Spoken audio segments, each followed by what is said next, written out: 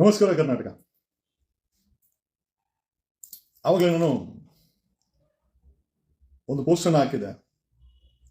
ಕರ್ನಾಟಕದಲ್ಲಿ ಒಂದು ಹೊಸ ರಾಜಕೀಯ ಪಕ್ಷದ ಆಯಾಮವನ್ನ ಕರ್ನಾಟಕದ ಜನರ ಮುಂದೆ ತಗೊಂಡು ಬರ್ತಾ ಇದ್ದೀವಿ ಅಂತ. ಆವರೇಜ್ ಆಗಿ ಅಲ್ಲಿ ಮೆಸೇಜ್ ಹಾಕಿದವರೆಲ್ಲ, ಆಮೇಲೆ ಕಮೆಂಟ್ಸ್ ಹಾಕಿದವರೆಲ್ಲ ಇಲ್ಲ ವೆಲ್ಕಮ್ ಮಾಡಿ ಬನ್ನಿ, ಒಂದು ಬದಲಾವಣೆ ಬೇಕಾಗಿದೆ. ಆಮೇಲೆ ಕರ್ನಾಟಕದಲ್ಲಿ ಒಂದು ಹೊಸ ರಾಜಕೀಯ ವ್ಯವಸ್ಥೆ ಅಥವಾ ಆಯಾಮ ಬೇಕಾಗಿದೆ ಅನ್ನೋದಕ್ಕೆ ಉತ್ತರ ನನ್ನೇನು ಕೇಳಬೇಕಾಗಿಲ್ಲ. ನನಗೆ ಯಾರ್ಯಾರು ಫೇಸ್ಬುಕ್ ನೋಡ್ತಾ ಇದ್ದೀರಾ, ಕೀಪಿಂಗ್ ಪಾರ್ಟಿ ಅಸೈಡ್, ನೀವು ಯಾವ ಪಾರ್ಟಿಗೆ ನಾವು ಓಟ್ ಹಾಕೊಳ್ಳಿ, ನನಗೊಂದು ವಿಚಾರ ಹೇಳಿ, ಭ್ರಷ್ಟಾಚಾರವಿಲ್ಲದ ಯಾವುದಾದ್ರೂ ಸರ್ಕಾರಿ ಇಲಾಖೆ ಕರ್ನಾಟಕದಲ್ಲಿ ಇದೆಯಾ? ನೀವು ಪಾಣಿ ತಗೊಳಕ್ಕಾಗಿರ್ಬೋದು, ನಿಮ್ಮ ದಾಖಲೆ ಬದಲಾವಣೆ ಮಾಡೋಕ್ಕಾಗಿರ್ಬೋದು, ಇವತ್ತಿನ ಖಾಸಗಿ ಶಾಲೆಗಳ ಡೊನೇಷನ್ ವಿಚಾರ ಆಗಿರ್ಬೋದು, ಪೊಲೀಸ್ ದಬ್ಬಾಳಿಕೆ ಆಗಿರ್ಬೋದು, ಬ್ರುಟಾಲಿಟಿ ಪ್ರೊಡ್ಯೂಸ್, ಯಾವುದಾದ್ರೂ ಸ್ಟೇಷನ್ಗೆ ಹೋದ್ರೆ 906 ಸ್ಟೇಷನ್ ಕರ್ನಾಟಕದಲ್ಲಿದೆ. ಯಾಕೆ ಹೊಸ ಪಕ್ಷ ಬೇಕು, ಒಂದು ಹೊಸ ನಾಯಕತ್ವ ಬೇಕು, ಒಬ್ಬ ಹೊಸ ಲೀಡರ್ ಬೇಕು. ಏನಕ್ಕೆ ಅಂತಂದ್ರೆ ಇವತ್ತಿರುವಂತ ಇಡೀ ವ್ಯವಸ್ಥೆ 224 MLAಗಳು, ಅವ್ರ ಮಕ್ಕಳು, ಅವ್ರ ವಂಶ, ಅವ್ರ ಪಕ್ಷಕ್ಕೆ ಸೇವೆ ಮಾಡೋದು ಬಿಟ್ರೆ ಕರ್ನಾಟಕದ ಸಾಮಾನ್ಯ ಜನರಿಗೆ ಯಾವ್ದಾದ್ರು ಇಲಾಖೆ, ಯಾವ್ದಾದ್ರು IAS, ಯಾವ್ದಾದ್ರು IPS, ಯಾವ್ದಾದ್ರು ಸ್ಟೇಷನ್ ಇನ್ಸ್ಪೆಕ್ಟರ್ ಸಹ ನೀವೊಂದು ಸ್ಟೇಷನ್ಗೆ ಹೋದ್ರೆ ಕನಿಷ್ಠ ಪಕ್ಷ ನಿಮಗೆ ಚೇರ್ ಹಾಕಿ ಕುಂಡ್ರಿಸಿ ಏನಾಗಬೇಕು ಅಂತ ಕೇಳೋ ಅಂತ ಒಂದು ಪೊಲೀಸ್ ಸ್ಟೇಷನ್ ಇದ್ರೆ ಖಂಡಿತವಾಗಿ ನಾನು ಈ ಒಂದು ಹೊಸ ಪಕ್ಷನ ಅನೌನ್ಸ್ ಮಾಡೋದೇ ಆಗಿರ್ಬೋದು, ಅಥವಾ ನಾನೇನೋ ಲೀಡರ್ ಆಗ್ಬೇಕು ಅಂತ ಹೊರಟಿರೋದೇ ಆಗಿರ್ಬೋದು, ಬಿಟ್ಟು ಬಿಡ್ತೀನಿ. ನಾನು ಅವಾಗ ಅಲ್ಲಿ ನೋಡಿದೆ ಹೊಸ ಪಕ್ಷನ ಅನೌನ್ಸ್ ಮಾಡ್ತಾ ಇದ್ದೀವಿ, ನಿಮ್ ಮುಂದೆ ತರ್ತಾ ಇದೀವಿ ಅಂತಂದ್ರೆ ಅವನು ಬಿಜೆಪಿ ಸಾಂಬಾರ್ಗೆ ನಕ್ಕೊಂಡು ಹಾಕಿದ. ಈಗ ಸಾಂಬಾರ್ಗೆ, ಪ್ರಶಾಂತ್ ಸಾಂಬಾರ್ಗೆ ಅಂತವ್ರಿಗೆ ಯಾರಿಗೋ ಯಡಿಯೂರಪ್ಪನ್ಗೋ ಅಥವಾ ಯಡಿಯೂರಪ್ಪನ ಮಕ್ಕಳಿಗೋ ಬಿಜೆಪಿಯರ್ಗೋ ಒಂದು ಫೋನ್ ಹಾಕಿ ಕೆಲಸ ಮಾಡಿಸ್ಕೊಂತಾರೆ. ನಾವು ಇಲ್ಲಿ ಹೊಸ ಪಕ್ಷ ತರ್ತಾ ಅಥವಾ ಹೊಸ ಒಂದು ರಾಜಕೀಯ ಆಲ್ಟರ್ನೇಟಿವ್ ತರ್ತಾರೆ. ನಾನು ಹೊಸ ಪಕ್ಷ ಅಂತ ಎಲ್ಲೂ ಹೇಳಲ್ಲ. ಯಾಕೆ ಅಂದ್ರೆ ಕರ್ನಾಟಕದಲ್ಲಿ ಆಗಲೇ ಒಂದು 170 ರಿಜಿಸ್ಟರ್ಡ್ ಪಕ್ಷಗಳಿದೆ. ಪಕ್ಷಗಳಿಗೆ ಏನು ಕೊರತೆ ಇಲ್ಲ. ಅವಾಗ ಯಾರು ಹೇಳಿದ್ರು, ಸರ್ KRS ಪಕ್ಷ ಇದೆ, ಉಪೇಂದ್ರದ ಪ್ರಜಾಕೀಯ ಇದೆ, ಸಂತೋಷ. ಬಟ್ ನಮ್ ಪ್ರಶ್ನೆ ಏನಪ್ಪಾ ಅಂತಂದ್ರೆ ಈ 3 ಪಕ್ಷಗಳಿಗೆ ತೊಡೆ ತಟ್ಕೊಂಡು ನಿಲ್ಸಿ ಗೆಲ್ಲಿಸ್ಕೊಂಡ್ಬಂದು ನಿಮ್ಗಳಿಗೆ ಸೇವೆ ಮಾಡಿ ಅಥವಾ ನಿಮ್ಗೆ ಸರ್ವಿಸ್ ಮಾಡುವಂತ ಒಬ್ಬ ಲೀಡರ್ ನಿಜವಾಗ್ಲೂ ಇದನ್ನ ನನಗೆ ಗೊತ್ತಿಲ್ಲ. ಯಾರೋ ಬಿರಿಯಾನಿ ತಗೊಂಡೋಗ್ತಾ ಇದ್ರೆ PC ನ ಅಟ್ಟಿಸ್ಕೊಂಡು ಹೋಗಿ ವಿಡಿಯೋ ಮಾಡಿದ್ರೆ ಬದಲಾವಣೆ ಖಂಡಿತ ಆಗಲ್ಲ. ಯಾವುದೇ ಲೆವೆಲ್ ಅವನ IAS ಆಗಿರ್ಬೋದು, IPS ಆಗಿರ್ಬೋದು, ಡೆಪ್ಯೂಟಿ CM ಆಗಿರ್ಬೋದು, ಒಬ್ಬ CM ಆಗಿರ್ಬೋದು, ಒಬ್ಬ ಚೀಫ್ ಸೆಕ್ರೆಟರಿ ಆಗಿರ್ಬೋದು, ಒಬ್ಬ DGP ಆಗಿರ್ಬೋದು, ಏನೇ ಸಮಸ್ಯೆ ಮಾಡಿದ್ರು, ಏನೇ ಭ್ರಷ್ಟಾಚಾರ ಮಾಡಿದ್ರು ಪ್ರಶ್ನೆ ಮಾಡುವಂತ ಒಂದು ವ್ಯಕ್ತಿತ್ವ ಕರ್ನಾಟಕಕ್ಕೆ ಅವಶ್ಯಕತೆ ಇದೆ. ಮಾಡಬೇಕಾದಂತ ಅವಶ್ಯಕತೆ ಕರ್ನಾಟಕದಲ್ಲಿ ಖಂಡಿತವಾಗಿ ನನಗೆ ಗೊತ್ತಿಲ್ಲ. ನಿಜವಾಗ್ಲೂ ಜನ ಸುಖವಾಗಿದ್ರೆ ಮತ್ತೆ ಈ ಭ್ರಷ್ಟಾಚಾರ ಯಾಕೆ ನಡೀತಾ ಇದೆ? ಬೆಲೆ ಏರಿಕೆ ಯಾಕೆ? ಜನರಿಗೆ ಬೆಲೆ ಏರಿಕೆ ಓಕೆನಾ? ಜನರಿಗೆ ಬೆಲೆ ಏರಿಕೆ ಏನ್ ನಡೀತಾ ಇದೆ ಅದ್ರ ಬಗ್ಗೆ ನಿಮ್ಗೆ ಯಾರಿಗೂ ತಕರಾಲಿಲ್ವಾ? ಭ್ರಷ್ಟಾಚಾರದ ಬಗ್ಗೆ ತಕರಾಲಿಲ್ವಾ? 2.25 ಲಕ್ಷ ಸರ್ಕಾರಿ ನೌಕರರಿಗೆ ತಾಳಿ ಹೊಡಿತಾ ಇದೆ. ಏನೋ ಬೆಳಗಾಮಲ್ಲಿ ಧಾರವಾಡಲ್ಲಿ ನಮ್ಮ ಕೆಲಸ ಕೊಡುವಂತ ಏನೋ ಹೊಡಿಕೊಳ್ಳ ಪ್ರೊಟೆಸ್ಟ್ಗಳನ್ನ ಮಾಡಿದ್ರು. ಕಬ್ಬು ಬೆಳೆಗಾರರು ನಮಗೆ ಬೆಲೆ ಕೊಡಿ ಅಂತೇಳಿ ಪ್ರೊಟೆಸ್ಟ್ ಮಾಡಿದ್ರು. ಕಬ್ಬು ಬೆಳೆಗಾರರು 4 ತಿಂಗಳಿಂದ ಹೆಚ್ಚು ಕಮ್ಮಿ 1.5 ತಿಂಗಳು ನಮಗೆ ಬೆಲೆ ಕೊಡಿ ಅಂತಂದ್ರು. ಕರ್ನಾಟಕದ 11,000 ಹೊಡಿಕೊಳ್ಳ ಕೆರೆಗಳನ್ನ ನುಂಗಿ ತಿಂದಾಕಿದ್ದಾರೆ. ಬೆಂಗಳೂರಲ್ಲಿ 1250 ಕೆರೆಗಳನ್ನ ನುಂಗಿ ತಿಂದಾಕಿದ್ದಾರೆ. ಸರ್ಕಾರಿ ಜಗಳನ್ನ ತಿಂದಾಕಿದ್ದಾರೆ. ಇವತ್ತು ಯಾವುದೇ ಸರ್ಕಾರಿ ಹೊಡಿಕೊಳ್ಳ ಕಚೇರಿಗೆ ಹೋಗಿ ನೀವು ಲಂಚ ಕೊಟ್ಟಿಲ್ಲ ಅಂದ್ರೆ ಕೆಲಸ ಆಗಲ್ಲ. ನೀವು ಓಡಾಡೋಂಥ ರೋಡ್ಗಳು ಕಿತ್ತೋಗಿದೆ. ನೀವು ಬೆಂಗಳೂರೇ ಅಂತಲ್ಲ, ಯಾವುದೇ ಸಿಟಿಗೆ ಹೋಗಿ ಕಸ ಅನ್ನೋದು ರಸ್ತೆ ಮೇಲೆ ಸಿಗುತ್ತೆ, ರಸ್ತೆನಲ್ಲಿ ಗುಂಡಿಗಳು ಸಿಗುತ್ತೆ. ನೀವು ಕಟ್ಟಿರುವಂತ ಟ್ಯಾಕ್ಸ್ ಆಗಿರ್ಬೋದು, ನೀವು ಹಾಕಿರೋ ಓಟ್ಗಳಾಗಿರ್ಬೋದು, ಅವರು ಕೆಳಗಡೆ ಅವ್ರ ಸೀಟ್ ಕೆಳಗಡೆ ಹಾಕೊಂಡು ಅವ್ರು ಆರಾಮಾಗಿ ಮಜಾ ಮಾಡುವಂತ ಪರಿಸ್ಥಿತಿ ಮಾಡಿಟ್ಟಿದ್ದಾರೆ.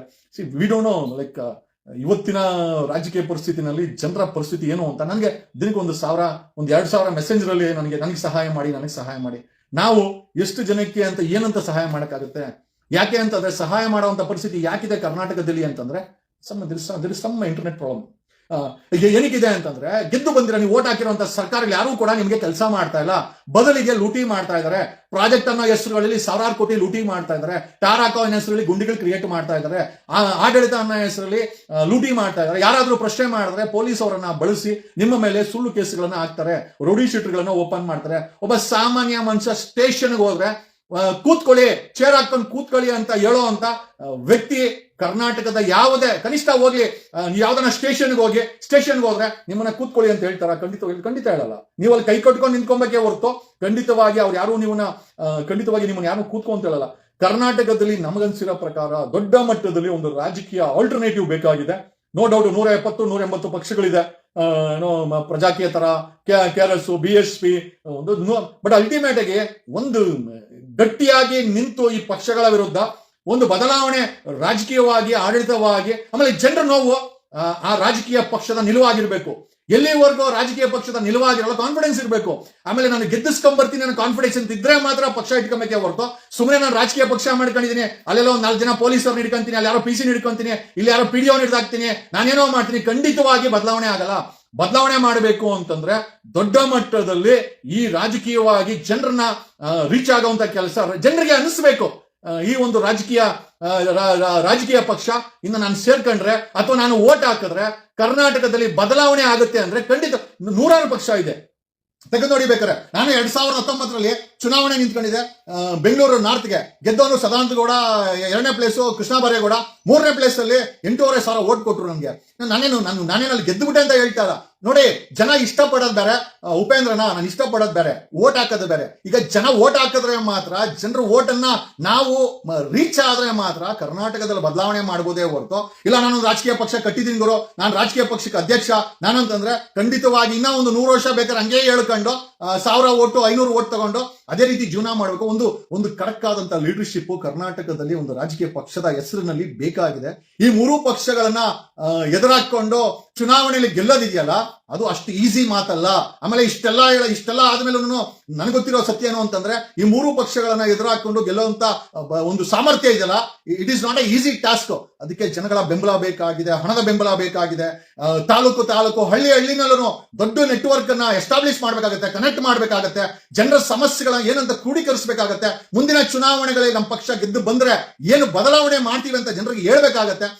ಹೇಳಿ ಆ ನಂಬಿಕೆಯನ್ನ ತರಿಸಿ ಈ 3 ಪಕ್ಷಗಳಿಗೆ ಡಿವೈಡ್ ಆಗಿರೋ ಓಟ್ಸ್ ಏನಿದೆ ಅದು ಒಂದು ಹೊಸ ರಾಜಕೀಯ ಶಕ್ತಿಗೆ ತರಬೇಕು ಅಂತಂದ್ರೆ ಸಾಕಷ್ಟು ಸಾಹಸ ಮಾಡ್ಬೇಕಾಗತ್ತೆ. ಯಾರೋ ಹೇಳಿದ್ರು ಸರ್ ಅಲ್ಲಿ ವಿಜಯ್ ಮಾಡಕ್ ಮುಂಚೆನೇ ಕರ್ನಾಟಕದಲ್ಲಿ ಕಳೆದ 1.5-2 ವರ್ಷದಿಂದ ಒಂದು ಆಲ್ಟರ್ನೇಟಿವ್ ಬೇಕು. ನಾನು ಬಿಗ್ ಬಾಸ್ ಹೋದಾಗಿಂದ ಇದನ್ನೇ ಹೇಳ್ತಾ ಇರೋದು. ಬಿಗ್ ಬಾಸ್ ಅಲ್ಲೂ ಇದನ್ನೇ ಹೇಳಿದೆ. ಬಿಗ್ ಬಾಸ್ ಅಷ್ಟೇನೋ ಸ್ಟೇಜ್ ಮೇಲೂ ಸಹ ಆದ್ರೆ ಕರ್ನಾಟಕದಲ್ಲಿ ಒಂದು CM ಆಗಬೇಕು, ಬದಲಾವಣೆ ತರಬೇಕು. ನಮ್ಗೆ ಯಾರಿಗೋ ಕುರ್ಚಿ ಬಿಸಿ ಮಾಡಕ್ಕೋಸ್ಕರನೋ ಅಥವಾ ನಾನು ಒಂದು ಪಕ್ಷದಲ್ಲಿ ಇದ್ದೀನಿ ನಾನು ಒಂದು CM ಆಗ್ಬೇಕು ಅನ್ನೋ ನಮ್ಗೆ ಯಾವ್ದು ಖುಷಿ ಇಲ್ಲ. ಇವ್ರು ಯಾರು 3 ಪಕ್ಷದಲ್ಲಿರೋರು ಯಾರೂ ಕೂಡ ಸಾರ್ವಜನಿಕ ಹಿತಾಸಕ್ತಿಯಲ್ಲಿ ಕೆಲಸ ಮಾಡ್ತಾ ಇಲ್ಲ. ಭ್ರಷ್ಟಾಚಾರ ತುಂಬಿ ತುಳುಕ್ತಾ ಇದೆ. ರೋಗ ಕನಿಷ್ಠ 30-32 ಜಿಲ್ಲೆಗಳಿದೆ. ಒಂದು ಜಿಲ್ಲೆಗೆ ಒಂದು ಹೈಟೆಕ್ ಆಸ್ಪತ್ರೆ ಸಹ ಇಲ್ಲ. ಕರ್ನಾಟಕದಲ್ಲಿರುವಂತಹ ಆಸ್ಪತ್ರೆಗಳ ಪರಿಸ್ಥಿತಿ ಎಷ್ಟು ಕೆಟ್ಟದಾಗಿದೆ. ಕರ್ನಾಟಕದಲ್ಲಿರುವ 40,000 ಶಾಲೆಗಳು ಸೋರ್ತಾ ಇದೆ, ಬಿದೋಗ ಪರಿಸ್ಥಿತಿ ಇದೆ. ಟೀಚರ್ಗಳಿಲ್ಲ, ಆಸ್ಪತ್ರೆಗಳಲ್ಲಿ ಡಾಕ್ಟರ್ ಇಲ್ಲ, ಡಾಕ್ಟರ್ ಇದ್ರೆ ಕಾಂಪೌಂಡರ್ಗಳಿದ್ರೆ ಪ್ಯಾರಾಮೆಡಿಕಲ್ ಸ್ಟಾಫ್ ಇಲ್ಲ. ಎಲ್ಲ ಇತ್ತು ಅಂತಂದ್ರೆ ಅಲ್ಲಿ ಕಾದ್ಕೊಂಡು ಯಾವ ಪರಿಸ್ಥಿತಿನೂ ಸರಿ ಇಲ್ಲ. ಸರ್ಕಾರದ ಎಲ್ಲಾ ಸವಲತ್ತುಗಳು ಎಲ್ಲಾ ಡಿಪಾರ್ಟ್ಮೆಂಟ್ ಅಲ್ಲೂ, ಅದು PDO ಆಗಿರ್ಬೋದು, ತಹಸೀಲ್ದಾರ್ ಆಫೀಸರ್ ಆಗಿರ್ಬೋದು, DC ಕಚೇರಿ ಆಗಿರ್ಬೋದು, ಒಬ್ಬ ಪೊಲೀಸ್ ಸ್ಟೇಷನ್ ಇಂದ ಹಿಡಿದು ಪ್ರಿನ್ಸಿಪಲ್ ಸೆಕ್ರೆಟರಿ ಆಫೀಸ್ ವರ್ಗು ನೀವು ಲಂಚ ಕೊಟ್ಟಿಲ್ಲ ಅಂತಂದ್ರೆ ಕೆಲಸ ಆಗಲ್ಲ. ಈ ಕೆಲಸ ಆದಂತ ಪರಿಸ್ಥಿತಿ ಈಗ ಯಾರಲ್ಲಿ ಹಾಕಿದ ಸರ್, ಯಾರೋ ಸೈಯದ್ ಅಂತಾನೆ ಯಾರೋ ಸರ್ ಕಾಂಗ್ರೆಸ್ ಪಕ್ಷ ಇದೆ ಅಂತ. ಈಗ ಮುಸಲ್ಮಾನರಿಗೆ ಪಾಪ ಬೇರೆ ದಾರಿ ಇಲ್ಲ, ಅವ್ರಿಗೆ JDS ಹೋಗಕ್ಕಾಗಲ್ಲ, ಕಾಂಗ್ರೆಸ್ ಬಿಟ್ಟು ಬೇರೆ ಎಲ್ಲೋ ಅವ್ರಿಗೆ ವೋಟ್ ಮಾಡಕ್ಕಾಗಲ್ಲ, BJP ಅವ್ರಿಗೆ ಅವ್ರು ಬೇಕಾಗಿಲ್ಲ. ಇದು ಅತಂತ್ರ ಪರಿಸ್ಥಿತಿ, ಮುಸಲ್ಮಾನರ ಅತಂತ್ರ ಪರಿಸ್ಥಿತಿ. ನಾವು ಅದೇ ರೀತಿ ಅನ್ಕೊಂಡಿದ್ರೆ BJPಗೆ ಕಾಂಗ್ರೆಸ್ ಆಲ್ಟರ್ನೇಟಿವ್ ಅಂತ. ಬಟ್ ಕಳೆದ 3.5 ವರ್ಷದ ಕಾಂಗ್ರೆಸ್ಸಿನ ಆಡಳಿತ ನೋಡ್ಬಿಟ್ಟು ವಾಂತಿಗೆ ಬರುತ್ತೆ, ವಾಕರಿಕೆ ಬರುತ್ತೆ, ಭ್ರಷ್ಟಾಚಾರ ತುಂಬಿ ತುಳುಕ್ತಾ ಇದೆ. ಜನರ ನೋವು ಬಗ್ಗೆ ಅವ್ರಿಗೆ ಅರಿವಿಲ್ಲ. ಕರ್ನಾಟಕಕ್ಕೆ ಒಂದು ಆಲ್ಟರ್ನೇಟಿವ್ ಬೇಕು ಅಂತ ನಾವೆಲ್ಲ ಅನ್ಕೊಂಡಿದ್ವಿ. We are thinking, we are working. ಒಂದು ಹೊಸ ರಾಜಕೀಯ ಆಯಾಮವನ್ನ, ಒಂದು ಹೊಸ ರಾಜಕೀಯ ಆಲ್ಟರ್ನೇಟಿವ್ ಅನ್ನ ಕರ್ನಾಟಕದಲ್ಲಿ ತಂದೆ ತರ್ತೀವಿ. We are going to bring it. ಅವಶ್ಯಕತೆ ಇದೆ. ಏನಕ್ಕೆ ಅವಶ್ಯಕತೆ ಇದೆ ಅಂತಂದ್ರೆ ಸಾಮಾನ್ಯ ಜನರ ಎಲ್ಲೂ ಹೋದ್ರೂ ಕೂಡ ಲಂಚ ಕೊಡದೆ ಕೆಲಸ ಆಗ್ತಾ ಇಲ್ಲ. ಕಸದಿಂದ ತುಂಬಿ ತುಳುಕ್ತಾ ಇರುವಂತ ರೋಡ್ಗಳು, ಕಿತ್ತೋಗಿರೋ ರೋಡ್ಗಳು, ಲಂಚ ಇಲ್ಲದೆ ಕೆಲಸ ಆಗದಿರುವಂತ ಸರ್ಕಾರಿ ಕಚೇರಿಗಳು. ಆಮೇಲೆ ನಮಗೇನು ಈ ಸತಿ ಲಾಸ್ಟ್ ಟೈಮ್ BJP ಓಟ್ ಹಾಕ್ತಾರೆ, ಈ ಸತಿ BJP ನ ವಿರೋಧ ಮಾಡ್ಕೊಂಡು ಕಾಂಗ್ರೆಸ್ ಹಾಕ್ತಾರೆ, ನೆಕ್ಸ್ಟ್ ಟೈಮ್ ದಳಕ ಹಾಕ್ತಾರೆ. ಈ 3 ಪಾರ್ಟಿಗಳಲ್ಲಿ ಒಂದಂತೂ ನಿಜ, ಅಧಿಕಾರ ಎಲ್ಲೂ ಹೋಗಲ್ಲ. ಅಕಸ್ಮಾತ್ ನಾನು ಅಧಿಕಾರದಲ್ಲಿ ಇರ್ತೀನಿ ಅಥವಾ ವಿರೋಧ ಪಕ್ಷದಲ್ಲಿ ಇರ್ತೀನಿ, ಬಟ್ ನಮಗ್ ಬರ್ತಾ ಇರ್ತದೆ, ನಾವು ಚೆನ್ನಾಗೇ ಇರ್ತೀವಿ. 1000 ಕೋಟಿ ಡಿಕ್ಲೇರ್ ಮಾಡಿದ್ದಾರೆ. ನಿಮ್ಮ ಜೇಬುಗಳಲ್ಲಿ ಯಾರ ಹತ್ರ ಆದ್ರೂ ಸಾಮಾನ್ಯ ಜನ, ನನಗೆ ಗೊತ್ತಿಲ್ಲ, ಹೊಟ್ಟೆ ತುಂಬಿದವರು, ಪೆನ್ಷನ್ ಬರ್ತಾರೋ, ಬಾಡಿಗೆ ಬರ್ತಾರೋ, ತಿಂಗಳಿಗೆ ಒಂದು 5-6 ಲಕ್ಷ ಆಮದಾನಿ ಮಾಡ್ಕೊಂಡ್ರ ಬಗ್ಗೆ ನಾನು ಮಾತಾಡ್ತಾ ಇಲ್ಲ. ಅದು ಬಿಟ್ಟು ಸಾಮಾನ್ಯ ಜನರ ಬಳಿ ಖಂಡಿತವಾಗಿ ಅವ್ರ ಜೇಬಲ್ಲಿ, ಅವರ ಬ್ಯಾಂಕ್ ಅಲ್ಲಿ ದುಡ್ಡಿಲ್ಲ. ಆಮೇಲೆ ಬರೋ ಸಂಪಾದನೆ ಒಂದು ವಾರಕ್ಕೆ ಸಾಲಲ್ಲ. ಅವ್ರ ಮಕ್ಕಳಿಗೆ ಫೀಸ್ ಕಟ್ಟಿರಲ್ಲ, EMI ಕಟ್ಟಿರಲ್ಲ, ಸಾಲ ಕಟ್ಟಿರಲ್ಲ, ಕರೆಂಟ್ ಬಿಲ್ ಕಟ್ಟಿರಲ್ಲ, ಬಸ್ ಪಾಸ್ ಇರಲ್ಲ, ಮೆಟ್ರೋ ಪಾಸ್ಗೆ ದುಡ್ಡಿರಲ್ಲ. ಕನಿಷ್ಠ ಎಷ್ಟೋ ಜನ ಮನೆಯಲ್ಲಿ ಮಕ್ಕಳು ಕುಡಿಲಿಕ್ಕೆ ಹಾಲಿಗೆ ದುಡ್ಡಿರಲ್ಲ. ಇಂಥ ದುರ್ಪಸ್ಥಿತಿನಲ್ಲಿ ಕರ್ನಾಟಕ ನಡೀತಾ ಇದೆ. ಹೇಳಕ್ಕಾಗಲ್ಲ, ಅವ್ರ ಹತ್ರ ಯಾರಾದ್ರೂ ಮೊಬೈಲ್ ಇಲ್ಲ, ಈ ರೀತಿ ಅವ್ರು ಯಾರು ಕಮೆಂಟ್ ಹಾಕ್ಲಿಕ್ಕೂ ಆಗೋದಿಲ್ಲ. ನಾನು ಡೋಂಟ್ ಇಮ್ಯಾಜಿನ್ ಇಲ್ಲಿ ಕಮೆಂಟ್ ಹಾಕೋರೆಲ್ಲ ಇದನ್ನೆಲ್ಲ ಅನುಭವಿಸ್ತಾರೆ ಅಂತ ಹೇಳಕ್ಕಾಗಲ್ಲ. ಎಷ್ಟೋ ಜನರ ಬಳಿ ಅವ್ರ ಸ್ಥಿತಿನ ಹೇಳ್ಕೊಳಕ್ಕೆ ಖಂಡಿತವಾಗಿ ಒಂದು ಕಿವಿ ಸಹ ಇಲ್ಲ, ಕೇಳೋರಿಲ್ಲ. ಅಂತ ಪರಿಸ್ಥಿತಿನಲ್ಲಿ ಇವತ್ತಿನ ಜನಸಾಮಾನ್ಯರು ಕೆಲಸ ಮಾಡ್ತಾರೆ. ಎಸ್ಪೆಷಲಿ ಅನ್ನ ಹಾಕೋ ರೈತನ ಪರಿಸ್ಥಿತಿ ತುಂಬಾ ಕೆಟ್ಟದಾಗಿದೆ. ಅವರು ಹೋರಾಟ ಮಾಡೋದೇ ಬಿಟ್ಬಿಟ್ರು. ಏನಕ್ಕೆ ಅಂತಂದ್ರೆ ವೇಸ್ಟ್. ಯಾಕಂದ್ರೆ ಯಾವನ್ ಬಂದ್ರು ಕೂಡ ರೈತನ ಉದ್ಧಾರ ಮಾಡಲ್ಲ. ಇವತ್ತಿನ ಯುವ ಜನತೆ ಡ್ರಗ್ಸ್, ಎಲ್ಲಿ ನೋಡಿದ್ರು ಕ್ರೈಮು, ಡ್ರಗ್ಸ್, ಲೂಟಿಕೋರತನ, ಲಂಚಕೋರತನ, ಬರೀ ಇದೇ ತುಂಬಿದೆ. ಹೇಳೋದಲ್ಲ, ಒಬ್ಬ ಪೊಲೀಸ್ ಇನ್ಸ್ಪೆಕ್ಟರ್ ಕಚೇರಿನಲ್ಲಿ ನಿಮ್ಗೆ ಕೆಲಸ ಮಾಡಿಸ್ಕೊಳಕ್ ಆಗಲ್ರಿ, ಒಬ್ಬ PDOನ ಮಾತಾಡ್ಸಕ್ ಆಗಲ್ಲ. ನಿಮ್ಗೆ ಕಾಂಗ್ರೆಸ್, JDS, BJPನೇ ಬೇಕು ಅಂದ್ರೆ ನಾವು ಯಾರು ಏನು ಮಾಡಕ್ಕಾಗಲ್ಲ. ಖಂಡಿತ ವೋಟ್ ಮಾಡ್ಕೊಳ್ಳಿ. ಬಟ್ ಕರ್ನಾಟಕದಲ್ಲಿ ನಮಗ್ ಬೇಕಾಗಿದೆ, ನಮ್ಮ ನಂಬಿರೋರಿಗೆ ಬೇಕಾಗಿದೆ, ಕರ್ನಾಟಕದಲ್ಲಿ ಒಂದು ಪೊಲಿಟಿಕಲ್ ಆಲ್ಟರ್ನೇಟಿವ್ ತರಬೇಕಾಗಿದೆ. ಅದರ ಅವಶ್ಯಕತೆ ಕರ್ನಾಟಕದಲ್ಲಿ ಖಂಡಿತ ಇದೆ.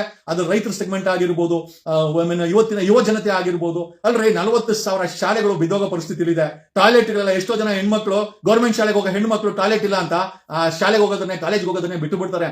ಇವತ್ತು 78 ವರ್ಷ ಸ್ವತಂತ್ರ ಬಂದು ಇವತ್ತು ಕೂಡ ಒಂದು ಸುಸಜ್ಜಿತವಾದಂತ ಒಂದು ಶಾಲೆಗಳನ್ನ ಇವತ್ತಿನ ಬಡ ಜನರಿಗೆ, ಸಾಮಾನ್ಯ ಜನರಿಗೆ ಕೊಡೋದ್ರಲ್ಲಿ ಗೆದ್ದು ಬಂದಂತ ಸರ್ಕಾರಗಳು, ಅದು ಬಿಜೆಪಿ, ಕಾಂಗ್ರೆಸ್, ಎಲ್ಲರೂ ಅಷ್ಟೇ. ಅವ್ರು ಬಂದಿರೋದೆಲ್ಲ ಅಷ್ಟೇನೆ. ಅವರ ಆಡಳಿತದಲ್ಲಿ ಕೆರೆಗಳ ಮಯ ಆಗಿದೆ, ಸರ್ಕಾರಿ ಜಾಗಗಳ ಮಯ ಆಗಿದೆ, ಲೇಔಟ್ಗಳು ಮಾಡಿದ್ದಾರೆ, KDB ಹೆಸರು ಹೇಳ್ಕೊಂಡು ರೈತರ ಜಮೀನ ಕಿತ್ಕೊಂಡು ರಿಯಲ್ ಎಸ್ಟೇಟ್ಗಳು ಮಾಡಿದ್ದಾರೆ, ಸರ್ಕಾರಿ ಜಮೀನುಗಳನ್ನ ನುಂಗಾಕಿದ್ದಾರೆ, ಲೂಟಿ ಮಾಡಿದ್ದಾರೆ. ನೀವು ಕಟ್ಟಿರೋ 4 ಲಕ್ಷ ಕೋಟಿ ತೆರಿಗೆನ ನುಂಗಾಕ್ತಾರೆ, ಹಂಚ್ಕೊಂತಾರೆ ಅವರು. ನೀವ್ ಯಾರು ಕೇಳಕ್ಕಾಗಲ್ಲ. ನಿಮಗೆ ಸುಳ್ಳು ಭಾಷಣ ಮಾಡಿ ನಿಮ್ ಓಟ್ ಹಾಕ್ಸ್ಕೊಂತಾರೆ. ಅಲ್ಟಿಮೇಟ್ ಆಗಿ ಉದ್ಧಾರ ಆಗಿದ್ದು ಏನೂ ಅಲ್ಲ. ಉದ್ಧಾರ ಆಗಬೇಕು ಅಂತಂದ್ರೆ ಲೆಕ್ಕಾಚಾರ ಕೇಳುವಂತ ಒಂದು ಲೀಡರ್ ಅವಶ್ಯಕತೆ ಇದೆ. ಖಂಡಿತವಾಗಿ ಅವ್ರು ಯಾವಾಗ ಹೇಳಿದ್ರು ಸರ್ KRS ಪಕ್ಷ ಇದೆ ಸೇರ್ಕೊಳ್ಳಿ ಅಂತ. ನಿಜವಾಗ್ಲೂ KRS ಪಕ್ಷದವ್ರ ಬಗ್ಗೆ, KRS ಪಕ್ಷದ ನಡೆಸ್ತಾರ ಬಗ್ಗೆ ಗೌರವ ಇದೆ. Not necessary. ನಾವು ಹೇಳಿದ ಮಾತ್ರಕ್ಕೆ ನಾವು ಸೇರ್ಕೊಬೇಕು ಅಂತಲ್ಲ. ಆಲ್ಟರ್ನೇಟಿವ್ ಇರಬೇಕಾದ್ರೆ ನಮ್ಮ ಹತ್ರ ಒಂದು ಆಲ್ಟರ್ನೇಟಿವ್ ಮಾಡ್ತಾ ಇದೀವಿ ಅಂತಂದ್ರೆ, ನಾನು ಯಾವ್ದು ಪಕ್ಷಕ್ಕೆ ಸೇರ್ತೀನಿ ಅಂತಲ್ಲ, ಅಥವಾ ಹೊಸ ಪಕ್ಷ ಕಟ್ತೀವಿ ಅಂತಲ್ಲ. We are going to bring in a force. ಬರೀ ಅದು ಪಕ್ಷ ಆಗಿರಬಾರ್ದು. ಜನರಿಗೆ ಒಂದು ಫೋರ್ಸ್ ಆಗಿರ್ಬೇಕು, ಜನರಿಗೆ ಒಂದು ಉತ್ತರ ಆಗಿರ್ಬೇಕು, ಜನರಿಗೆ ಒಂದು ನಂಬಿಕೆ ಆಗಿರ್ಬೇಕು, ಜನರ ಒಂದು ವಿಶ್ವಾಸ ಆಗಿರ್ಬೇಕು. ಆ ಜನರಿಗೆ ಆ ಪಾರ್ಟಿಯಿಂದ ಒಳ್ಳೇದಾಗತ್ತೆ ಅಂತ ಒಂದು ಅನಿಸ್ಬೇಕು. ಆವಾಗ ಮಾತ್ರ ಖಂಡಿತವಾಗಿ ಪೊಲಿಟಿಕಲ್ ಪಾರ್ಟಿ. ಅದರ್ವೈಸ್ 170ಕ್ಕೂ ಹೆಚ್ಚು, ನಾನು 2019 ನಿಂತ್ಕೊಂಡಾಗ ನನಗೆ ಅವತ್ತೇ ಗೊತ್ತಾಗಿದ್ದು, ಕರ್ನಾಟಕದಲ್ಲಿ 170ಕ್ಕೂ ಹೆಚ್ಚು ರಿಜಿಸ್ಟರ್ಡ್ ಪೊಲಿಟಿಕಲ್ ಪಾರ್ಟಿ ಇದೆ. ಗೊತ್ತೇ ಆಗಲ್ಲ. ಪೊಲಿಟಿಕಲ್ ಪಾರ್ಟೀಸ್ ಇದೆ, 170ಕ್ಕೂ ಹೆಚ್ಚು ರಿಜಿಸ್ಟರ್ಡ್ ಪೊಲಿಟಿಕಲ್ ಪಾರ್ಟೀಸ್ ಇದೆ. ಬಟ್ ಕೆಲಸ ಎಷ್ಟು ಮಾಡ್ತಾ ಇದೆ? 3 ಜನ ಬಿಟ್ರೆ ಮಿಕ್ಕಿದವರೆಲ್ಲ ಡಮ್ಮಿ ಪೀಸ್ಗಳೇ ಆಗ್ಬಿಟ್ಟಿದೆ. ಕಾಟಾಚಾರಕ್ಕೆ ರಿಜಿಸ್ಟರ್ ಮಾಡಿಕೊಂಡು ನಂದೊಂದು ಪೊಲಿಟಿಕಲ್ ಪಾರ್ಟಿ ಇದೆ ಅಂತ ಹೊರತು ಖಂಡಿತವಾಗಿ ಪರಿಚಯ ಮಾಡುವಂಥದ್ದು, ಒಂದು ಶಕ್ತಿನ ಕ್ರಿಯೇಟ್ ಮಾಡುವಂಥದ್ದು, ಒಂದು ಬದಲಾವಣೆ ಮಾಡುವಂಥದ್ದು. ಆಮೇಲೆ ಡೆಫಿನೆಟ್ಲಿ ತಮಿಳುನಾಡಲ್ಲಿ ವಿಜಯ್ ಗೆದ್ದಿರೋದು ಒಂದು ನಿಜವಾಗ್ಲೂ ಒಂದು ಅಡ್ವಾಂಟೇಜ್. ಇಷ್ಟೆಲ್ಲ ನಾನು ಮಾತಾಡ್ಲಿಕ್ಕೂ ಕೂಡ ಖಂಡಿತವಾಗಿ ನಾನು ಇಷ್ಟು ದಿನ ಕರ್ನಾಟಕದಲ್ಲಿ ಹೇಳ್ತಾ ಇದ್ದೆ, ಒಂದು ಆಲ್ಟರ್ನೇಟಿವ್ ಬೇಕ್ರಿ, ಸಾಮಾನ್ಯ ಜನರಿಗೆ ಒಂದು ಬೇಕಾಗಿದೆ. ಸಾಮಾನ್ಯ ಜನರನ್ನ ನಿಲ್ಲಿಸಿ MLAಗಳನ್ನ ಮಾಡಬೇಕು, ಮಿನಿಸ್ಟರ್ಗಳನ್ನ ಮಾಡಬೇಕು, CM ಆಗಬೇಕು, ನಮ್ಮ ಕಷ್ಟಗಳನ್ನ ನಿವಾರಣೆ ಮಾಡ್ಕೊಬೇಕು. ರಹೇಬಾತ್ ಅದೇ JDS BJP ಅವ್ರಿಗೆ ಓಟ್ ಹಾಕು, ಕೈ ಕಟ್ಕೊಂಡು ಅವ್ರ ಬ್ಯಾನರ್ ಕಟ್ಟು, ಅವ್ರು ಗೆದ್ದಾಗ ಪಟಾಕಿ ಹೊಡಿ, ಅವ್ರು ಕೂಡ ಎಂಜಲ್ ಕಾಸು ಅಥವಾ ಕೆಲಸನ ಮಾಡ್ಕೊಂಡು ಅವ್ರಿಗೆ ಫೇಸ್ಬುಕ್ ಅಲ್ಲಿ ಜೈಕಾರ ಹಾಕು. ಇದು ನನಗೆ ಇಷ್ಟ ಇಲ್ಲ. ಇದು ನನ್ನ ಕೆಲಸನೂ ಅಲ್ಲ. ಈ ತರ ಕೆಲಸ ಮಾಡಕ್ಕೆ ನನಗೆ ಅವಶ್ಯಕತೆನೂ ಇಲ್ಲ. ನನಗೆ ಬೇಡವೂ ಬೇಡ. ಏನಕ್ಕೆ ಅಂತಂದ್ರೆ I belong to a common people. ನಾನು ಸಾಮಾನ್ಯ ಜನರ ಜೊತೆಲಿ ಇರುವಂತವನು. ಆಮೇಲೆ ನಗೋರು ನಗಲಿ, ನಮಗೇನು ಸಮಸ್ಯೆ ಇಲ್ಲ. ನಗೋರು ಎಷ್ಟೋ ಜನ ನಕ್ಕೊಂಡು ಹಂಗೇ ಹೊಲ್ಟೋಗ್ಬಿಡೋರೆ. ನಾನು ಹೇಳ್ದಲ್ಲ ಆವಾಗಲೇ ಅವನು ಪ್ರಶಾಂತ್ ಸಾಂಬರ್ಗೆ, ಮಾಜಿ ಬಿಗ್ ಬಾಸ್ ನಕ್ಕಣ. ಈಗ ಪ್ರಶಾಂತ್ ಸಾಂಬರ್ಗಿಗೂ ನಿಮ್ಮ ಸಾಮಾನ್ಯ ಜನರಿಗೂ ಡಿಫ್ರೆನ್ಸ್ ಏನ್ ಗೊತ್ತಾ? ಪ್ರಶಾಂತ್ ಸಾಂಬರ್ಗೆ ಎಲ್ಲ ದೊಡ್ಡ ನೆಟ್ವರ್ಕ್ ಅಲ್ಲ. ಅವನೇ ಬೇಕು ಅಂದ್ರೆ ಯಡಿಯೂರಪ್ಪನ್ಗೋ ಅಥವಾ ಯಡಿಯೂರಪ್ಪನ PA ಫೋನ್ ಹಾಕಿ ಕೆಲಸ ಮಾಡ್ಕೊಂತಾನೆ. ಅವನಂತ ರಾಜಕಾರಣಿಗಳಿಗೆ ಅಥವಾ ರಾಜಕಾರಣಿಗಳ ಜೊತೆ ಗುರ್ಸ್ಕೊಂಡ್ರೋ ಸೆಕೆಂಡ್ ಲೆವೆಲ್, ಥರ್ಡ್ ಲೆವೆಲ್ ಅಂತ ಪ್ರಶಾಂತ್ ಸಾಂಬರ್ಗೆ ಅಂತವ್ರಿಗೆ ರಾಜಕೀಯ ಪಕ್ಷಗಳ ಅವಶ್ಯಕತೆ ಇಲ್ಲ. ಯಾಕಂದ್ರೆ ಆ ಇರೋರಿಗೆ ಬಕೆಟ್ ಇಟ್ಕೊಂಡ್ರೆ ಅವರೇ ಕೆಲಸ ಮಾಡ್ಕೊಡ್ತಾರೆ. ಬಟ್ ಎಷ್ಟು ಜನಕ್ಕೆ ಬಕೆಟ್ ಹಿಡಿದು ಕೆಲಸ ಮಾಡಿಸ್ಕೊಳಕ್ಕಾಗತ್ತೆ? ಎಷ್ಟು ಜನಕ್ಕೆ ಸದಾಶಿವಕ್ಕೆ ಹೋಗಿ ಕೈ ಕಟ್ಕೊಂಡು ಅವ್ರು ಕರ್ದಾಗ ನಿಂತ್ಕೊಂಡು ಕೆಲಸ ಮಾಡುವಂತ ಪರಿಸ್ಥಿತಿ ಇದೆ? ಎಷ್ಟು ಜನರು MLAಗಳು ಮನೆ ಬಾಗ್ಲ ಹತ್ರ ಹೋಗಿ ಕೈ ಕಟ್ಕೊಂಡು ಗಂಟೆಗಟ್ಟಲೆ ನಿಂತ್ಕೊಂಡು ವಾಪಸ್ ಬಂದಿರುವಂತ ಪರಿಸ್ಥಿತಿ ಇದೆ. MLAಗಳು ಮಿನಿಸ್ಟರ್ ಹೇಳಿದ್ರು ಕೂಡ ಕೆಲಸ ಮಾಡಿದಂತ ಅಧಿಕಾರಿಗಳು ಇವತ್ತಿದ್ದಾರೆ, ಭ್ರಷ್ಟ ಅಧಿಕಾರಿಗಳಿದ್ದಾರೆ. ಕೆಲಸ ಮಾಡ್ಸಕ್ ಆಗಲ್ಲ, ದುಡ್ಡು ಕೊಟ್ಟಿಲ್ಲ ಅಂದ್ರೆ ಕೆಲಸ ಆಗಲ್ಲ. ಇಂತಹ ಪರಿಸ್ಥಿತಿನಲ್ಲಿ ಬದಲಾವಣೆ ಈ ಕರ್ನಾಟಕದಲ್ಲಿ ಬೇಕಾಗಿದೆ. ಒಂದು ಆಲ್ಟರ್ನೇಟಿವ್ ಪಕ್ಷ, ಒಂದು ಆಲ್ಟರ್ನೇಟಿವ್ ಶಕ್ತಿ ಬೇಕಾಗಿದೆ ಅಂತ ನೀವು ಯಾರು ಬೇಕು ಅನ್ಲಿ ಬೇಡ ಅನ್ಲಿ, we are going to bring ಈ ಕರ್ನಾಟಕದಲ್ಲಿ. ನಾನು ಇದ್ರ ತರ ಪ್ರಜಾಕೀಯ ತರ ಎಲ್ಲಾ ಪ್ರಜೆಗಳು ಅವರೇ ಮಾಡ್ಕೊಳ್ಳಿ ಅಂತ ಉಪೇಂದ್ರನ್ ತರ ನಾನು ಎಲ್ಲೂ ಕೂಡ ಪಕ್ಷ ತಗೊಂಡು AC ಆಫೀಸಲ್ಲಿ ಕೂತ್ಕೊಂಡು ಖಂಡಿತ ನನಗೆ ಹೇಳುವಂತ ಪ್ರಮೇಯ ಇಲ್ಲ. ನಾವು ಪಕ್ಷನ ತಗೊಂಬಂದ್ರೆ ಬೀದಿಗಿಳಿತೀವಿ, ನಾವು ಪಕ್ಷನ ತಗೊಂಬಂದ್ರೆ ವಿಧಾನಸೌಧದಲ್ಲಿ ಪ್ರಶ್ನೆ ಮಾಡ್ತೀವಿ. ಆಮೇಲೆ ನಾವು ಪಕ್ಷ ತಗೊಂಬಂದ್ರೆ ಸಾಮಾನ್ಯ ಜನರಿಗೆ MLA ಮಾಡಿ ಅವರ ಸಮಸ್ಯೆಗಳನ್ನ ಅವ್ರ ಕೈಗೆ ಬಗೆಹರಿಸುವಂತ ಒಂದು ಕಾರ್ಯಕ್ಕೆ ಕೈ ಹಾಕ್ತಿವಿ. ನಾಟ್ ನೆಸೆಸರಿ ವಿಜಯ್ ತರ ಎಲ್ಲರೂ ಗೆಲ್ಲಬೇಕು ಅಂತ ಇಲ್ಲ, ಕನಿಷ್ಠ ನಾವು ಪ್ರಯತ್ನ ಮಾಡಬೇಕು ಅಂತ ಕರ್ನಾಟಕದಲ್ಲಿ ಮನಸ್ಸು ಮಾಡಿದ್ದೀವಿ. ಜೊತೆಲಿ ನಿಲ್ಲಬಹುದು, ನಗೋರು ನಗಬಹುದು. ಬಟ್ ಒಂದಂತೂ ನಿಜ, ನಗೋನು ಯಾವತ್ತಾರದು ಒಂದ್ ದಿವಸ ಗೆದ್ದಿದ್ದ ದಿವಸ ಖಂಡಿತವಾಗಿ ನಾನು ಯಾಕಪ್ಪ ನಗದೆ ಅಂತ ಅನ್ಕೊಂತಾನೆ ಹೊರತು. ಬಟ್ ನಾವು ಹೇಳೋದಲ್ಲ, 3 ಬಿಟ್ಟವನೇ ರಾಜಕೀಯಕ್ಕೆ ಬರ್ಬೇಕಾರೋದು. ನಾವ್ ಎಲ್ಲಾ ಬಿಟ್ಟಿದೀನಿ, ನಾನು 4 ಬಿಟ್ಟಿದ್ದೀನಿ. ನಾನು ಎಲ್ಲಾ ಬಿಟ್ಟು ಈ ರಾಜಕೀಯವನ್ನ ತೊಳಿಲೇಬೇಕು. ಕರ್ನಾಟಕದಲ್ಲಿ ಕಲ್ಮಶ ತುಂಬಿ ತುಳುಕೋಗಿದೆ, ವಾಸನೆ ಬರ್ತಾ ಇದೆ ರೀ. ರಾಜಕೀಯ ಅನ್ನೋದು ವಾಸನೆ ಬರ್ತಾ ಇದೆ. ಎಲ್ಲೂ ಕೂಡ ಸ್ಪಷ್ಟತೆ ಇಲ್ಲ, ಎಲ್ಲೂ ಕೂಡ ಕೆಲಸ ಆಗಲ್ಲ, ಎಲ್ಲೂ ಕೂಡ ಭ್ರಷ್ಟಾಚಾರ ಇಲ್ಲದೆ ಇಲ್ಲ. ಎಲ್ಲಾ ಕಡೆ ಇನ್ಫ್ಲೂಯೆನ್ಸ್ ಮಾಡಬೇಕು, ಹಣ ಕೊಡಬೇಕು. ಹಣ ಕೊಟ್ಟು ಇನ್ಫ್ಲೂಯೆನ್ಸ್ ಮಾಡಂಗಿದ್ರೆ ಮತ್ತೆ ನಾವು ಯಾಕೆ ಓಟ್ ಹಾಕ್ಬೇಕು? ಬಿಟ್ಬಿಡ್ಬೋದಲ್ಲ. ಮತ್ತೆ ಓಟ್ ಹಾಕಿದ್ದೋ, ಜೈಕಾರ ಹಾಕಿದ್ದೋ, ಘೋಷಣೆ ಕರೆದಿದ್ದೋ, ಫೇಸ್ಬುಕ್ ಅಲ್ಲಿ ಲಟಿಪಿಟಿ ಮಾಡ್ಕೊಂಡಿದ್ದು ಏನಕ್ಕೆ? ಕರ್ನಾಟಕದಲ್ಲಿ we need an alternative and we are going to create it. ನಾನು ಇದನ್ನ ಹೇಳೋಕ್ಕೋಸ್ಕರ ಅವಾಗ ಪೋಸ್ಟಲ್ ಹಾಕಿದೆ. ಎಷ್ಟೋ ಜನಕ್ಕೆ ಓದಕ್ ಬರಲ್ಲ, ಹಂಗಾಗಿ ಲೈವ್ ನಲ್ಲಿ ಶೀಘ್ರವೇ, ಇಷ್ಟು ದಿನ ಅಂತೆಲ್ಲ, ಅತಿ ಶೀಘ್ರದಲ್ಲಿ ಒಂದು ಹೊಸ ರಾಜಕೀಯ ಖಂಡಿತವಾಗಿ ಪ್ರಜಾಕೀಯ ಇತ್ತು ಅಂತಂದ್ರೆ ಒಳ್ಳೇದು. ಉಪೇಂದ್ರನ್ ಹೇಳಿ ನಿಲ್ಸಿ ಗೆಲ್ಸಕ್ ಹೇಳಿ, ಸಂತೋಷ. ಜಾಯಿಂಟ್ ಬೇಕಾರೆ ಸರ್ಕಾರ ಮಾಡೋಣ. KRS ಪಕ್ಷದ ಇದ್ರು ಖಂಡಿತವಾಗಿ ಅವ್ರನ್ನು ನಿಲ್ಸಿ ಗೆಲ್ಲಕ್ ಹೇಳಿ. ಗೆದ್ರೆ ಮಾತ್ರ ಬೆಲೆ. ಇಲ್ಲಿ ಗೆದ್ದಿಲ್ಲ ಅಂತಂದ್ರೆ, ಯಾರು ನಾನು ಪಕ್ಷ ಕಟ್ಕೊಂಡಿದ್ದೀನಿ ಅಂತಂದ್ರೆ ಖಂಡಿತವಾಗಿ ಯಾರೂ ಬೆಲೆ ಕೊಡಲ್ಲ. ಒಂದು ಪಕ್ಷ ಇದ್ರೆ ಅಲ್ಲಿ ಗೆದ್ರೆ ಮಾತ್ರ, MLA ಆದ್ರೆ ಮಾತ್ರ, ಮೆಜಾರಿಟಿ ಬಂದ್ರೆ ಮಾತ್ರ ವಿಜಯ್ ತರ ಸರ್ಕಾರ ಮಾಡ್ಬೋದೇ ಹೊರತು ನಾನು ಪಕ್ಷ ಕಟ್ಕೊಂಡಿದ್ದೀನಿ ಗುರು, ನಾನು ಪಕ್ಷ ಜೈಕಾರ ಹಾಕಂತೀನಿ ಅಂದ್ರೆ ಖಂಡಿತ ಜೈಕಾರ ಹಾಕೋ. ಈಗ ಎಷ್ಟೋ ಜನ ಪಕ್ಷಗಳು ಕಟ್ಟವ್ರೆ, ಹಂಗೆ ಜೈಕಾರ ಹಾಕೊಂಡು ಹಂಗೆ ಸುತ್ತು ಸುಣ್ಣ ಆಗ್ಬಿಟ್ಟಿದ್ದಾರೆ. ನಮ್ಮ ಆ ವಿಚಾರ ಅಲ್ಲ. We need to make things lively, we need to change it, we need to stand with public. ಅತಿ ಶೀಘ್ರದಲ್ಲಿ ಇದನ್ನ ತರಬೇಕು ಅಂತ ಅನ್ಕೊಂಡಿದೀವಿ. ಗೊತ್ತಿಲ್ಲ, ಅನ್ಸ್ಲಿ ಹೇಳ್ಬೇಕು ಅಂತ ಹೇಳಿದ್ವಿ. ಅದನ್ನ ರಿಸೀವ್ ಮಾಡೋದು ಅಥವಾ ರಿಜೆಕ್ಟ್ ಮಾಡೋದು ಪಬ್ಲಿಕ್ ಬಿಡೋದು. We don't force anybody, but we are going to bring in alternative in ಕರ್ನಾಟಕದಲ್ಲಿ. ಆಲ್ಟರ್ನೇಟಿವ್ ಅವಶ್ಯಕತೆ ಇದೆ, ಸಾಮಾನ್ಯ ಜನರಿಗೆ ಅವಶ್ಯಕತೆ ಇದೆ. ಬಕೆಟ್ಗಳಿಗೆ, ರಾಜಕಾರಣಿಗಳ ಜೊತೆ ಗುಡ್ಸ್ಕೊಂಡಿರೋರಿಗೆ, ಅವ್ರ ಬ್ಯಾನರ್ಗಳು ಕಟ್ಟೋರಿಗೆ, ಪಟಾಕಿ ಹೊಡಿಯೋರಿಗೆ, ಅವ್ರ ಹತ್ರ ಹೋಗಿ ಕೈ ಕಟ್ಕೊಂಡು ಕೆಲಸ ಮಾಡೋರಿಗೆ ಖಂಡಿತವಾಗಿ ನಾನು ಹೇಳ್ತಾ ಇರೋ ಫೇಸ್ಬುಕ್ ಮಾತುಗಳಾಗಿರ್ಬೋದು, ಹೊಸ ರಾಜಕೀಯ ಪಕ್ಷ ಆಗಿರ್ಬೋದು ಅವಶ್ಯಕತೆ ಇಲ್ಲ. ಯಾಕಂದ್ರೆ ಅವ್ರಿಗೆ ಬಕೆಟ್ಗಳು ಅವ್ರ ಕೆಲಸ ಮಾಡ್ಕೊಡ್ತಾರೆ. ಬಕೆಟ್ಗಳಿಗೆ, ಪಟಾಕಿ ಹೊಡಿಯೋರಿಗೆ, ಬ್ಯಾನರ್ಗಳು ಕಟ್ಟೋರಿಗೆ ಖಂಡಿತ ನಾನು ಇಲ್ಲಿ ಹೇಳ್ತಾ ಇಲ್ಲ. ನಾನು ಹೇಳ್ತಾ ಇರೋದು ಸಾಮಾನ್ಯ ಜನರಿಗೆ. ಯಾವುದೇ ಪಕ್ಷಗಳ ಜೊತೆ ಗುಡ್ಸ್ಕೊಂಡ್ರೆ ಅಯ್ಯೋ ನನ್ನ ಜೀವನ ಚೆನ್ನಾಗಿರ್ಲಿ, ನನ್ನ ಮಕ್ಕಳ ಭವಿಷ್ಯ ಚೆನ್ನಾಗಿರ್ಲಿ, ನಾನ್ ಚೆನ್ನಾಗಿರ್ಲಿ ಅಂತ ಕೇಳ್ಕೊಂಡಂತವ್ರಿಗೆ ಈ ಪಕ್ಷವನ್ನ ತರಬೇಕು. ಅತಿ ಶೀಘ್ರದಲ್ಲಿ ತರ್ತೀವಿ ಅಂತ ಹೇಳ್ತಾ ಈ ಲೈವ್ ನ ಮುಗಿಸ್ತಾ ಇದೀವಿ. Thanks a lot. ಬೆಳಗಿಂದ ನನ್ಗೆ ಇವತ್ತು ಗೊತ್ತಿಲ್ಲ, this is the 3rd live consecutively. But ನಿಮ್ಮ ಹೇಳ್ಬೇಕನ್ನಿಸ್ತು. ಯಾಕೆ ಅಂತಂದ್ರೆ ಎಷ್ಟೋ ಜನರಿಗೆ ಪಾಪ ಒಂದು ಈ ದಿಗ್ಭ್ರಮೆ ಆಗ್ಬಿಡಿದೆ. ಏನು ಗುರು, ನಮ್ ಜೀವನ ಎಲ್ಲೋ ಹೋಗ್ತಾ ಇದೆ. ಬೆಳಗ್ಗೆ ಎದ್ರೆ ಬರೀ ಸಾಲ, ಬೆಲೆ ಏರಿಕೆ, ಲೂಟಿ ಕೋರತನ, ಭ್ರಷ್ಟಾಚಾರ, ಮಕ್ಕಳು ಓದ್ರೆ ಕೆಲಸ ಸಿಗಲ್ಲ, ಮಕ್ಕಳು ಓದಕ್ಕೆ ಡೊನೇಷನ್ ಕೊಟ್ರೆ ಜಾಗ ಸಿಗೋದು, ಸರ್ಕಾರಿ ಶಾಲೆ ಕಳ್ಸೋಣ ಅಂತಂದ್ರೆ ಮೇಷ್ಟ್ರಿಲ್ಲ, ಸುರಿಯುವಂತ ಶಾಲೆಗಳು, ಆಮೇಲೆ ಆರೋಗ್ಯ ಕೆಡ್ತು ಅಂತಂದ್ರೆ ಯಾವ್ದೋ ಪ್ರೈವೇಟ್ ಹಾಸ್ಪಿಟಲ್ ಹೋಗ್ಬೇಕು, ಪ್ರೈವೇಟ್ ಹಾಸ್ಪಿಟಲ್ ಹೋದ್ರೆ ಲಕ್ಷ ಬಿಲ್ ಮಾಡ್ತಾರೆ. ಸರ್ಕಾರಿ ಆಸ್ಪತ್ರೆಗಳು ನೋಡಿದ್ರೆ ಎಕ್ಕುಟ್ಟು ಹೋಗಿದೆ. ಈ ಪರಿಸ್ಥಿತಿನಲ್ಲಿ ಸಾಮಾನ್ಯ ಜನರ ಪರಿಸ್ಥಿತಿ ಹೇಳಕ್ಕಾಗತ್ತೆ? ಏನು ಬೇಡಾಗರು. ಆಟೋವ್ರ ಪರಿಸ್ಥಿತಿ ನೋಡಕ್ಕಾಗ್ತಿಲ್ಲ. ಗ್ಯಾಸ್ ಸಿಗದಿರ ಎಷ್ಟು ಜನ ಆಟೋದವರು ಹಾಳಾಗೋಗಿದ್ದಾರೆ. ಖಂಡಿತವಾಗಿ ನಾನು ಯಾಕಂದ್ರೆ ನಾವು ಕಣ್ಣಾರ ನಾವು ಅದನ್ನ ನೋಡ್ತಾ ಇದೀವಿ. ಬೆಂಗಳೂರಲ್ಲಿ ಆಟೋಗಳ ಕಡಿಮೆ ಆಗ್ಬಿಟ್ಟಿದೆ. ಪಾಪ ಅಲ್ಲ, ಯಾವನೋ ಮಾಡಿದ ತಪ್ಪಿಗೆ ಆಟೋದವರು ಪಾಪ ಬಗ್ನಾಯ್ತಿದ್ರೆ ಯಾವ ಸಮಸ್ಯೆಗೂ ಬಗೆಹರಿಸಿಲ್ಲ. ಯಾವುದೇ ಸರ್ಕಾರ ಬರಲಿ ಸಾಮಾನ್ಯ ಜನರ ಸಮಸ್ಯೆಗಳು ಬಗೆಹರಿಯಲ್ಲ. ಬಗೆಹರಿಸಕ್ಕೋಸ್ಕರ ಒಂದು ಬದಲಾವಣೆ ಬೇಕಾಗಿದೆ. ಅತಿ ಶೀಘ್ರದಲ್ಲೇ we are going to bring in Karnataka with a political party ಅಂತ ಹೇಳುತ್ತಾ, anybody for that matter you want to join us, definitely you can join us, support us, be with us, be the part of the change. ಇಲ್ಲ 3 ಪಕ್ಷಗಳಿದೆ, vote ಹಾಕೊಳ್ಳಿ, ಅವ್ರು ಕಿತ್ಕೊಂತಿದ್ದಾರೆ, ಕಿತ್ಕೊಳ್ಳಿ. ಧನ್ಯವಾದಗಳು.